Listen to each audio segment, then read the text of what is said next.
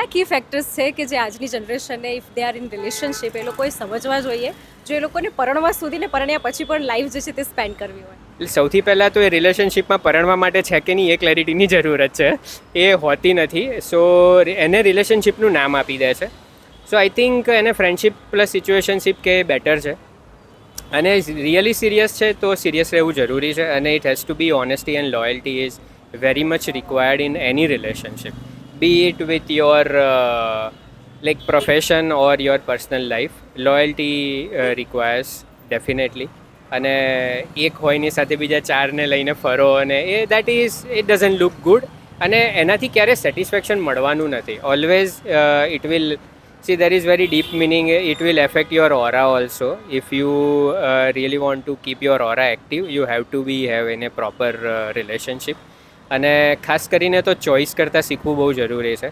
લોકો ચોઈસ કરતા નથી, સામે આવે છે લઈ લે છે અને પછી પસ્તાય છે. સો ચોઈસ સિલેક્શન સાથે કરે તો વધારે સારું રહે.